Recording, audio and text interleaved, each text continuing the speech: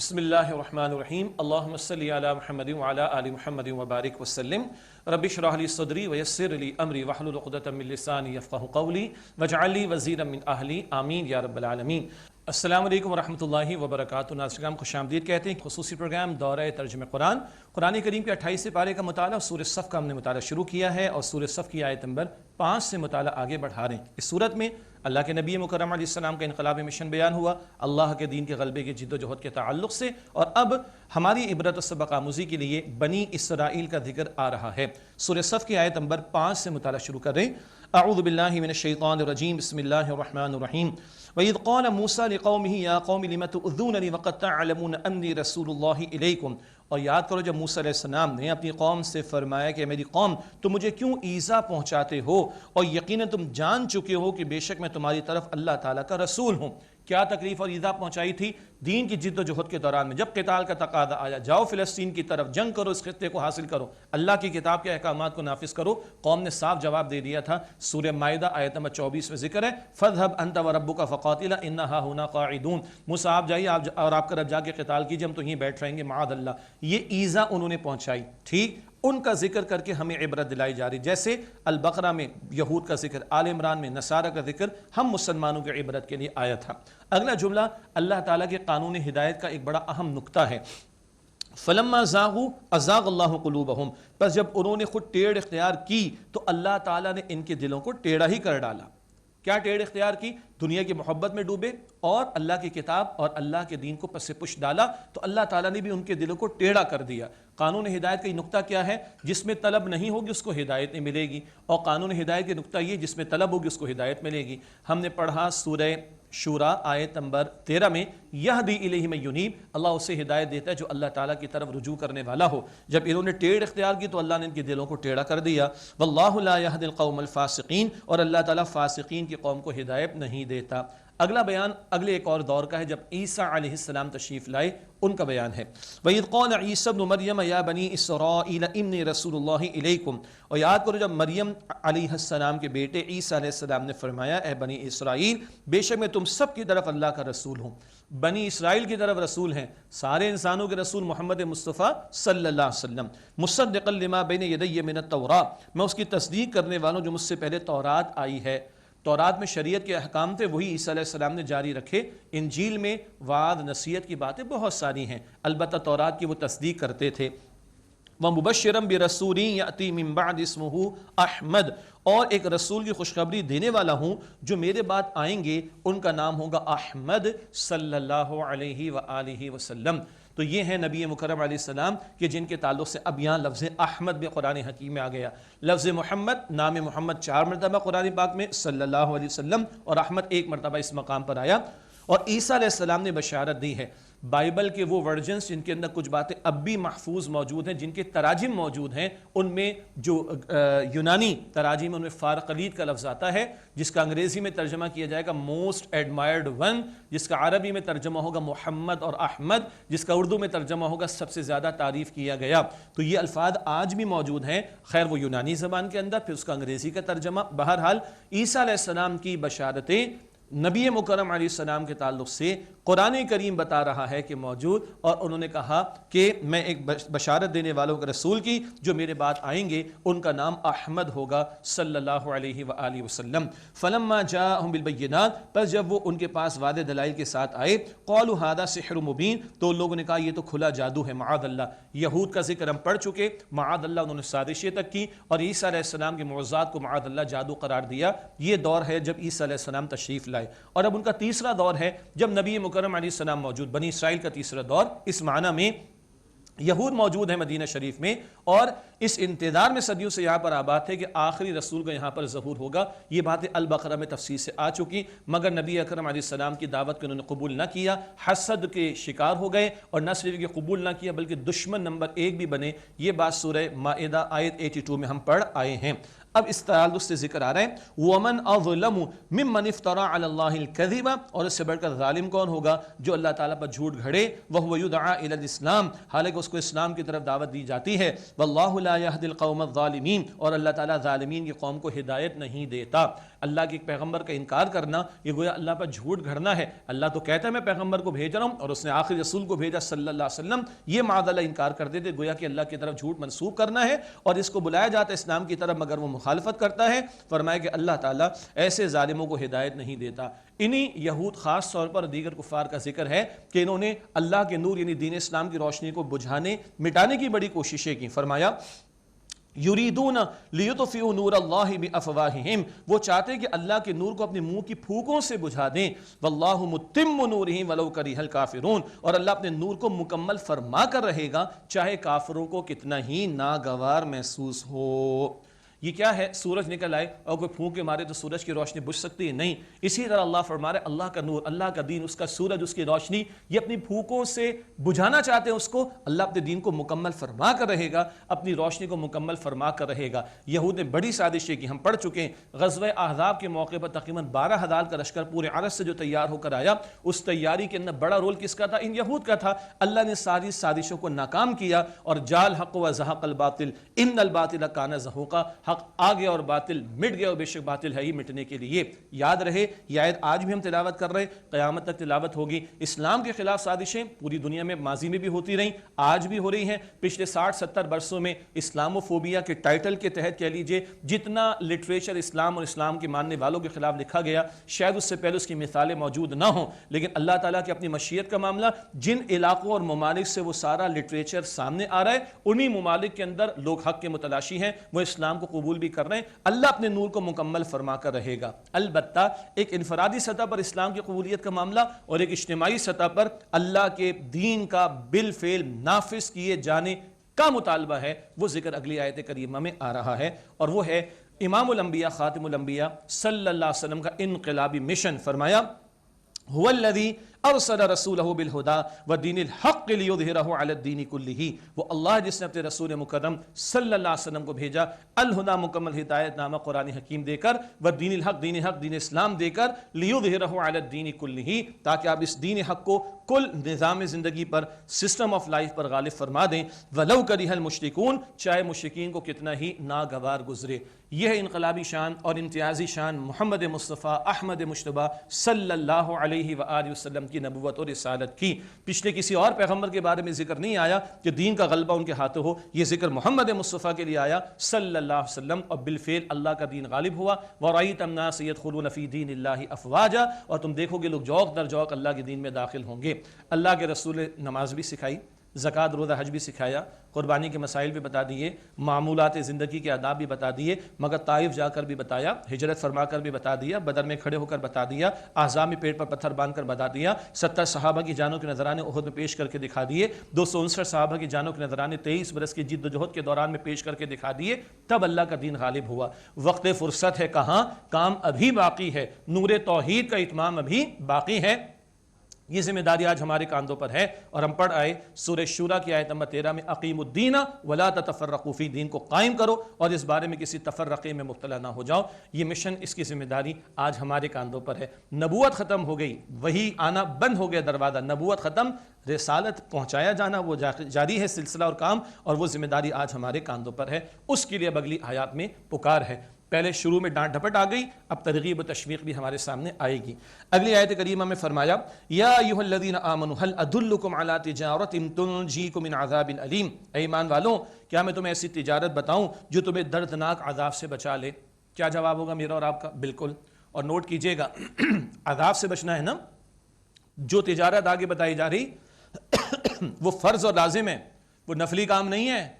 جہنم سے بچنا چاہتے ہو تو ایک تجارت کرنا ہوگی، تو یہ تجارت کیسی تجارت ہوگی؟ فرض اور لازم ہوگی، اس کے بغیر گزارا نہیں ہے، اس کے بغیر نجات ممکن نہیں ہے۔ کیا ہے وہ تجارت؟ تؤمنون باللہ ورسولہ وتجاہدون فی سبیل اللہ باموالکم وانفسکم، تم ایمان لاؤ واقعتاً اللہ پر اور اس کے رسول علیہ السلام پر، اور جہاد کرو اپنے مال اور اپنی جانوں سے اللہ کی راہ میں۔ یہ انقلابی آیات ہے قرآن پاک کی، اور عجیب بات ہے، آیت نمبر 10 میں فرمایا یا ایھا الذین آمنوا، اے ایمان والو تجارت بتائیں، اور اگلی آیت تؤمنون باللہ، ایمان والو ایمان لاؤ۔ کیا عجیب بات ہے نا، ایسی بات ہم نے پڑھی تھی سورہ نساء کی آیت نمبر 136 میں، یا ایھا الذین آمنوا آمنوا باللہ ورسولہ، اے ایمان والو ایمان لاؤ اللہ اور اللہ کے رسول پر.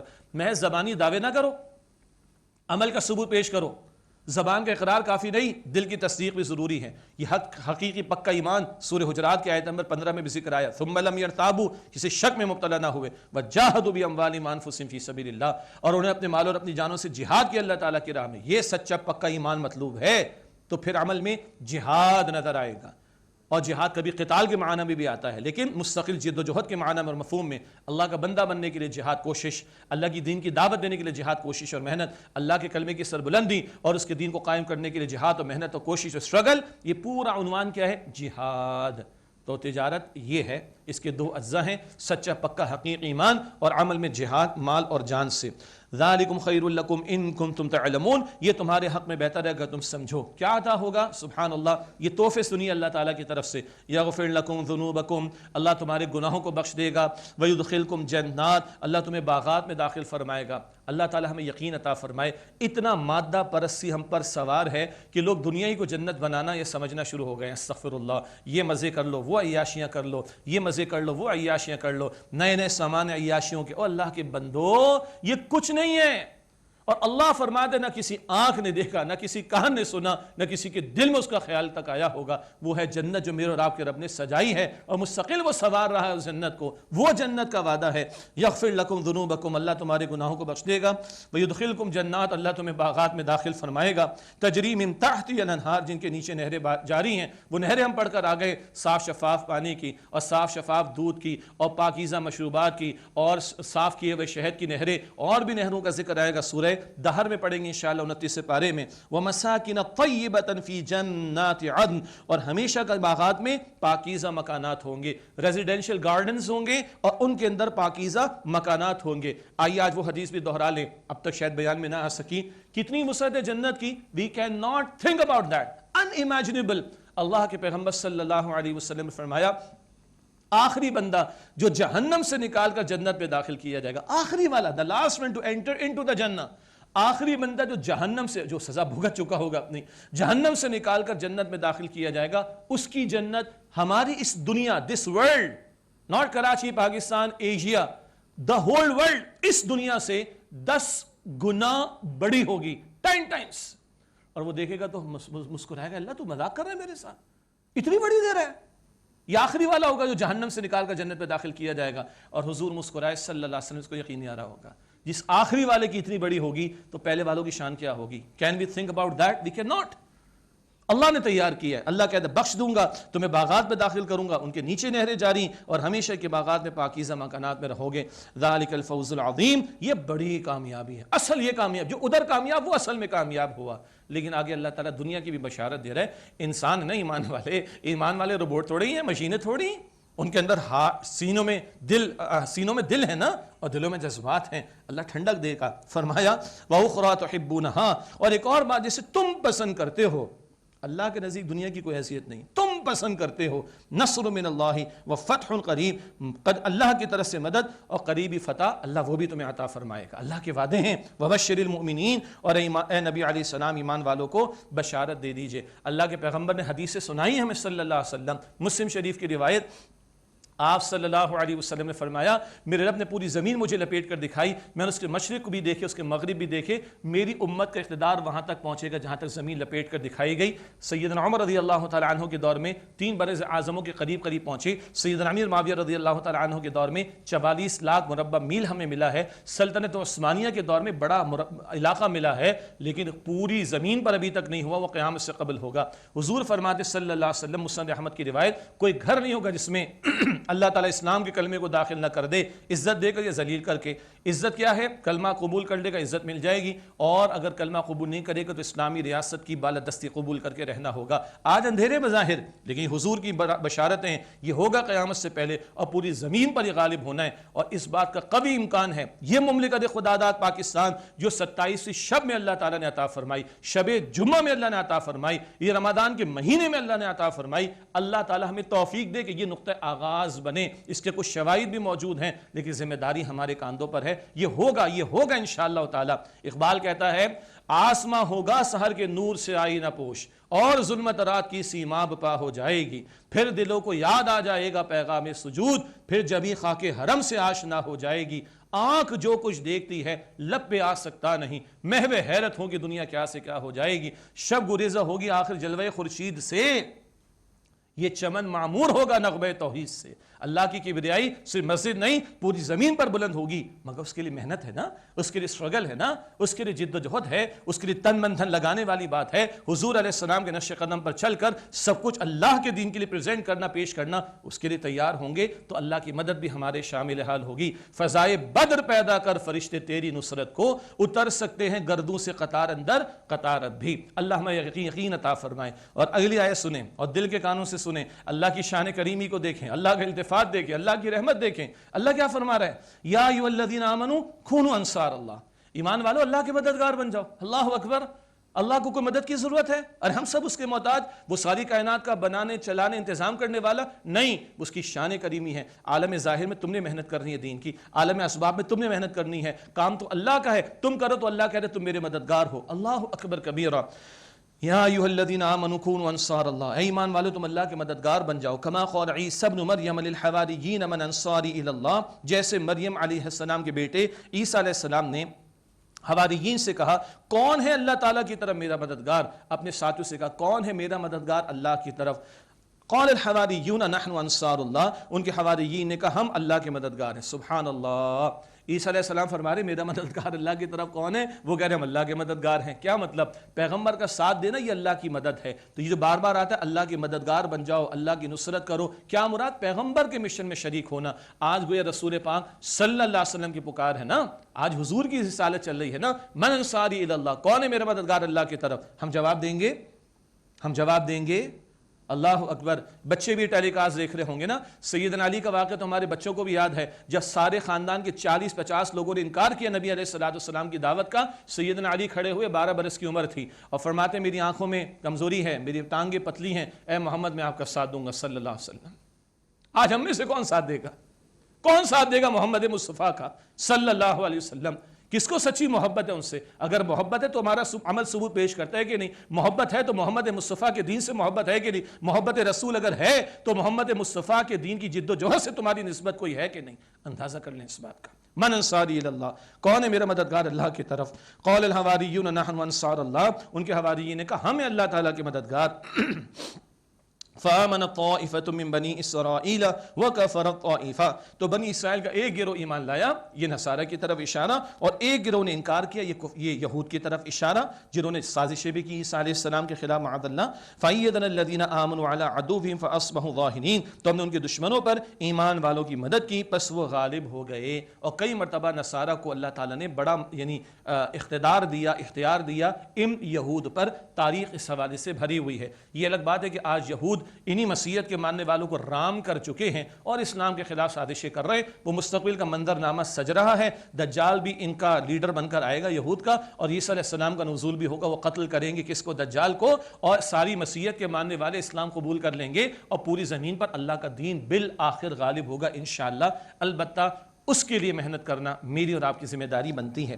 ناظرین کرام، اللہ تعالیٰ مجھے اور آپ کو ان پکاروں پر لبیک کہنے کی توفیق عطا فرمائے۔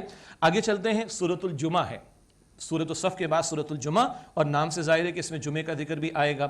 ابھی ہم جہاد اور قتال اور انقلاب کی باتیں کر رہے تھے، محنت کی بات کر رہے تھے، جد و جہد کی بات کر رہے تھے۔ یہ جد و جہد اللہ کے پیغمبر علیہ السلام کی ایک جماعت نے کی ہے، وہ جماعت قرآن پاک سے اللہ کے رسول نے تیار کی صلی اللہ علیہ وسلم۔ مکے کے 13 برس لوہے کی تلوار نہیں چلی، قرآن پاک کی تلوار چلی۔ 313 بدر میں جو کھڑے ہیں وہ قرآن کریم کے ذریعے سے تیار ہوئے۔ تو سورۃ الجمعہ میں قرآن کریم کے حوالے سے نبی اکرم علیہ السلام کے بنیادی طریقہ کار کا تذکرہ ہے، آپ کے بنیادی فرائض جو ہم شروع میں پڑھتے آئے ہیں ان کا تذکرہ ہے، اور پھر جمعے کا بیان میں انشاءاللہ تعالیٰ آئے گا۔ بسم اللہ الرحمن الرحیم۔ یسبح للہ ما فی السماوات وما فی الارض الملک القدوس العزیز الحکیم، تسبیح بیان کرتی ہے اللہ تعالیٰ کی ہر وہ شے جو آسمان و زمین میں ہے۔ کون؟ اللہ، اس اللہ کی جو الملک حقیقی بادشاہ، القدوس سراسر وہ پاک ہے، العزیز کل غلبہ رکھنے والا ہے، الحکیم حکمت والا ہے۔ 4 صفات اللہ تعالیٰ کی آئیں، بڑا پیارا نسبت کا معاملہ۔ اگلی آیت میں اللہ کے رسول علیہ السلام کے 4 فرائض کا ذکر ہے جو ہم پہلے مختصراً پڑھ آئے ہیں۔ البقرہ کی آیت نمبر 129 میں، البقرہ کی آیت نمبر 151 میں، پھر سورہ آل عمران کی آیت نمبر 164 میں، اور اب یہ 4تھی مرتبہ سورہ جمعہ کی آیت نمبر 2۔ حضور کے 4 فرائض قرآن کے ذریعے سے صلی اللہ علیہ وسلم جو ادا ہوئے۔ هو الذی بعث فی الامیین رسولا منہم یتلو علیہم آیاتہ ویزکیہم ویعلمہم الکتاب والحکمہ، وہ اللہ جس نے ان پڑھ عربوں میں، ان پڑھ کس معنی میں؟ وہی برسوں سے ان کے نہیں آئی، ان ان پڑھ عربوں میں ہی میں سے ایک رسول کو مبعوث فرمایا، اور وہ اللہ کے رسول علیہ السلام نمبر 1 انہیں اللہ تعالیٰ کی آیات کی تلاوت فرما کر سناتے ہیں اور ان کا تزکیہ فرماتے ہیں، اور انہیں کتاب یعنی احکام کی تعلیم دیتے ہیں، اور انہیں حکمت کی باتیں سکھاتے ہیں۔ اللہ حقیقی بادشاہ، حضور اس کے فرامین سنا رہے ہیں، سبحان اللہ۔ اللہ سراپا قدوس پاک ہی پاک ہے، حضور لوگوں کا تزکیہ فرما رہے ہیں قرآن پاک کے ذریعے۔ اللہ غالب ہے، حضور اس غالب ہستی کے احکام سنا رہے ہیں، لوگوں کو سکھا رہے ہیں۔ اور اللہ حکیم ہے، سبحان اللہ، اس کے حکمت بھرے قرآن سے حکمت کی باتیں حضور لوگوں کو سنا رہے ہیں۔ یہ 4 کام قرآن پاک کے ذریعے سے، اور اس سے ایک جماعت تیار ہوئی۔ آج ہم بھی اگر انقلاب واقعتاً کوئی برپا کرنا چاہتے ہیں تو پہلے افراد کی تیاری ضروری، اور افراد کی تبدیلی سوچ و فکر کی تبدیلی سے آتی ہے۔ بندے کی فکر و سوچ پہلے بدلتی ہے، پھر اس کا عمل بدلتا ہے تو کوئی انقلاب فرد میں آئے گا، اور افراد کا انقلاب پھر اجتماعی انقلاب کا باعث بنے گا۔ قرآن ذریعہ دعوت بھی، قرآن ذریعہ تربیت بھی، اور قرآن ذریعہ انقلاب بھی ہے۔ رسول اکرم صلی اللہ علیہ وسلم کے طریقہ کار میں ہم دیکھتے ہیں اس کو۔ فرمایا وَإِن كَانُوا مِن قَبْلُ لَفِي ضَلَالٍ مُبِينٍ، اور اس سے پہلے یقیناً یہ لوگ کھلی گمراہی میں تھے۔ کس سے پہلے؟ سبحان اللہ، قرآن کریم کے آنے سے پہلے، صاحب قرآن صلی اللہ علیہ وسلم کے آنے سے پہلے۔ تو اگر آج کوئی فکر ہے، سوچ ہے، ازم ہے، فلسفہ، فلسفی سسٹم، اگر وہ قرآن اور اللہ کے رسول علیہ السلام کی تعلیم سے دور ہے تو وہ نیری جہالت اور گمراہی کا معاملہ ہے۔ وَإِن كَانُوا مِن قَبْلُ لَفِي ضَلَالٍ مُبِينٍ، اور یقیناً اس سے پہلے یہ لوگ کھلی گمراہی میں تھے۔ وَآخَرِينَ مِنْهُمْ لَمَّا يَلْحَقُوا بِهِمْ، اور ان کے علاوہ ان کو بھی جو ابھی ان سے نہیں ملے، وَهُوَ الْعَزِيزُ الْحَكِيمُ، اور وہ اللہ سبحانہ وتعالی غالب ہے، حکمت والا ہے۔ اللہ کے پیغمبر کی تعلیم ان کے لیے بھی ہیں جو ابھی ان سے نہیں ملے، یا اولین جو صحابہ کرام ہیں ان سے نہیں ملے۔ اشارہ بعد میں آنے والی پوری امت کی طرف ہے۔ یہ قرآن اور صاحب قرآن صلی اللہ علیہ وسلم کی تعلیم اور یہ ساری رہنمائی بعد والوں کے لیے بھی ہے، قیامت تک آنے والی پوری امت اس میں شامل ہے۔ وَهُوَ الْعَزِيزُ الْحَكِيمُ، اور واللہ غالب حکمت والا ہے۔ ذَلِكَ فَضْلُ اللَّهِ يُؤْتِيهِ مَن يَشَاءُ، یہ اللہ تعالیٰ کا فضل ہے، جس کو چاہتا ہے وہ عطا فرماتا ہے۔ وَاللَّهُ ذُو الْفَضْلِ الْعَظِيمِ، اور اللہ بڑے فضل کا مالک ہے۔ اگلی آیات کے اندر بنی اسرائیل کا ذکر، جیسے سورہ صف میں بنی اسرائیل کا ذکر تھا ہماری عبرت کے لیے، اب پھر بنی اسرائیل بالخصوص یہود کا ذکر ہماری عبرت کے لیے۔ کیا کیا انہوں نے اللہ تعالیٰ کی کتاب کے ساتھ؟ آئیے پڑھیں قرآن پاک میں۔ مثل الذین حملوا التوراۃ ثم لم يحملوها كمثل الحمار يحمل اسفارا، ان لوگوں کی مثال جن پر تورات کی ذمہ داری ڈالی گئی پھر انہوں نے اس ذمہ داری کو نہ ادا کیا، گدھے کی طرح ہے، یحمل اسفارا، جو کتابیں لادے ہوئے ہو۔ کتنا عجیب لگتا ہے نا، اللہ تعالیٰ کتے کی مثال بھی دیتا ہے، یاد آیا الاعراف آیت 175۔ اللہ مکڑی کی مثال بھی دیتا ہے سورہ عنکبوت، سورہ عنکبوت میں ہم نے پڑھا تھا 20 سپارے کے اختتام پر۔ یہاں گدھے کی مثال آ رہی۔ گدھا کیا ہے؟ سب کو پتہ کیا ہے، کچھ کہنے کی ضرورت نہیں ہے۔ گدھے کے اوپر اینٹوں کا بوجھ لاد دیں، کہے گا جان چھوٹے، جلدی سے اتارو۔ اس پر افلاطون کی کتابوں کا بوجھ رکھ دیں، تب بھی کہے گا جان چھوڑاؤ، جان چھڑانے والی بات۔ تو یہود نے کیا کیا؟ اللہ کی کتاب کو بوجھ سمجھا، معاذ اللہ۔ اور سورہ البقرہ آیت 101 میں پڑھ چکے، کتاب اللہ وراء ظہورہم، اللہ کی کتاب کو پس پش ڈال دیا۔ یہاں اللہ تعالیٰ گدھے کی مثال بیان کر رہا ہے، ان کی مثال گدھے کی طرح ہے، یحمل اسفارا، جو کتابیں لادے ہوئے ہو۔ استغفر اللہ۔ کون سی قوم تھی، کون سی امت تھی؟ پیغمبر بھیجے، بادشاہتیں دیں، کتابیں دیں، فضیلت دی جہان والوں پر، صدیوں پیغمبر ان میں آتے رہے۔ اندازہ ہے نا آپ کو ان کا حال کیا ہے؟ کتاب پر سے پش، اللہ کہتے ہیں گدھے کی طرح ہیں، یحمل اسفارا، جو کتابیں لادے ہوئے ہو۔ بئس مثل القوم الذین کذبوا بآیات اللہ، بری ہے مثال ان لوگوں کی، برا ہے حال ان لوگوں کا، برا ہے حال ان لوگوں کا جنہوں نے اللہ تعالیٰ کی آیات کو جھٹلایا۔ واللہ لا یہدی القوم الظالمین، اور اللہ ظالمین کی قوم کو ہدایت نہیں دیتا۔ کنہوں نے جھٹلایا؟ یہود نے۔ اچھا، یہود تورات کو اللہ کا کلام تو مانتے تھے، عمل نہیں کرتے تھے، تو عملی تکذیب، قولی اقرار تھا، عملی تکذیب تھی، عمل سے جھٹلاتے تھے۔ اللہ کہتا ہے یہ ظالم لوگ ہیں۔ ہمارا حال کیا ہے؟ قرآن کو تو اللہ کا کلام مانتے، سوال ہی پیدا نہیں ہوتا، کوئی انکار کرے تو مسلمان کہاں رہے گا؟ عمل کرتے ہیں۔ کتنے مقامات پر قرآن کے خلاف ہے معاملہ، سود خوری بھی چل رہی ہے، حرام خوری چل رہی ہے، جوا بھی چل رہا ہے، وراثت کے اندر ڈنڈی ماری جا رہی ہے، اس کے احکامات کے اندر نمازیں لوگ ضائع کرتے ہیں، زکوٰۃ میں ڈنڈی، ہاں یا نہ؟ یہ عمل سے تکذیب کرنا جو آج امت کر رہی ہے، استغفر اللہ۔ آج کیوں زوال کا شکار ہیں؟ اللہ کے نبی علیہ السلام نے فرمایا اللہ قرآن کی بدولت قوموں کو عروج دے گا اور قرآن کو ترک کر دینے کی وجہ سے قوموں کو ذلیل اور رسوا کر دے گا۔ یہ مسلم شریف کی روایت ہے۔ آگے سنیے کیوں ایسا ہوا۔ قل یا ایھا الذین ھادوا ان زعمتم انکم اولیاء للہ من دون الناس فتمنوا الموت ان کنتم صادقین۔ اے نبی صلی اللہ علیہ وسلم فرما دیجئے اے یہودیوں، اگر تمہیں گھمنڈ ہے، زعم ہے کہ تم دوسرے لوگوں کے علاوہ اللہ کے چہیتے اللہ کے دوست ہو تو تمنا کرو موت کی اگر تم سچے ہو۔ ولا یتمنونہ ابدا بما قدمت ایدیہم، اور اس کی وجہ سے کہ جو انہوں نے کمائی اعمال کی آگے بھیجی کبھی موت کی تمنا نہیں کریں گے۔ واللہ علیم بالظالمین، اور اللہ ظالمین کو خوب جانتا ہے۔ یہ لٹمس ٹیسٹ ہے، تم اللہ کا چہیتا سمجھتے ہو اپنے آپ کو، ہاں موت کی تمنا کرو۔ سورہ البقرہ میں پڑھا ہزار برس جینا چاہتے ہیں لوگ، موت کے لیے تیار نہیں ہیں۔ چہیتے کہتے تھے اپنے آپ کو لیکن موت کے لیے تیار نہیں ہے۔ بھائی موت آئے گی تو اللہ سے ملاقات ہوگی۔ آج ہم اپنے آپ کو چہیتا سمجھتے ہیں، چہیتوں کے ساتھ وہ ہوتا ہے جو آج پوری دنیا میں ہو رہا ہے۔ کیا حشر ہے آج امت کا؟ بات تو تلخ ہے مجھے پتا ہے، مگر تلخ باتیں بھی سننے کا حوصلہ میں اندر ہونا چاہیے نا۔ کڑواہٹ میں تاثیر ہوتی کہا جاتا ہے، شاید اصلاح ہو جائے۔ چہیتوں کا حال کیا ہے اور آج ہم مرنے کو تیار ہیں؟ جو گڑبڑ کر کے بیٹھے ہوئے ہیں ان کی بات کر رہا ہوں میں، مرنے کو تیار ہیں؟ پوچھئے، موت کا ذکر کرنا لوگوں کو پسند نہیں۔ اچھی بات منہ سے نکالیے مولوی صاحب، کیوں بھائی موت کا تذکرہ اچھا تذکرہ نہیں ہے؟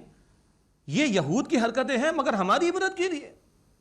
جان چھڑانا چاہتے ہیں کتاب سے کتاب پر سے پوچھ، ہمارا حال بھی کیا ہمارے سامنے آتا رہا، اللہ معاف رکھے۔ بہرحال یہ مبارک سے اللہ قبول فرمائے اور آئندہ قرآن سے تعلق کی مضبوطی عطا فرمائے۔ عظیم اکثریت کا حال تھا کہ قرآن پر سے پوچھتے مرنے کو تیار نہیں۔ آگے اللہ فرماتا ہے قل ان الموت الذی تفرون منہ فانہ ملاقیکم، اے نبی علیہ السلام فرما دیجئے بے شک جس موت سے تم بھاگتے ہو وہ یقینا تمہیں آ لے گی، وہ آ کر رہے گی۔ فانہ ملاقیکم، تم کو آگ پکڑے گی۔ ثم تردون الی عالم الغیب والشہادہ، پھر تم لوٹائے جاؤ گے اس اللہ کی طرح جو غیب و ظاہر کا جاننے والا ہے۔ فینبئکم بما کنتم تعملون، اور پھر اللہ تمہیں بتا دے گا اس کے بارے میں جو تم اعمال کرتے تھے۔ اللہ اکبر۔ ناظرین کرام، اسی کے ساتھ آج کا بیان مکمل ہوتا ہے۔ آئیے اللہ تعالیٰ کے حضور دعا کا اہتمام کرتے ہیں۔ بسم اللہ الرحمن الرحیم، اللہم صلی علی محمد وعلی آل محمد وبارک وسلم۔ ربنا تقبل منا انک انت السمیع العلیم وتب علینا انک انت التواب الرحیم۔ اے اللہ ہم سب کی، ہمارے ماں باپ کی، ہمارے گھر والوں کی اور تمام مسلمانوں کی مغفرت فرما دے۔ اے اللہ ہمیں سچی پکی توبہ کی توفیق عطا فرما۔ اے اللہ قرآن پاک سے تعلق کی مضبوطی نصیب فرما۔ اے اللہ ہمارے مرحومین کی مغفرت فرما، تمام بیماروں کو ایمان کے ساتھ شفا عطا فرما۔ اے اللہ تیری کلام کا بیان چل رہا ہے، جاری ہے، اے اللہ اپنے فضل سے اس کو پائے تکمیل کو پہنچا دے اور عافیت اور آسانی عطا فرما دے۔ اے اللہ ہم سب سے راضی ہو جا، اے اللہ ہم سب سے راضی ہو جا، اے اللہ ہم سب سے راضی ہو جا۔ وصلی اللہ علی النبی الکریم وعلی آلہ واصحابہ اجمعین، آمین برحمتک یا ارحم الراحمین۔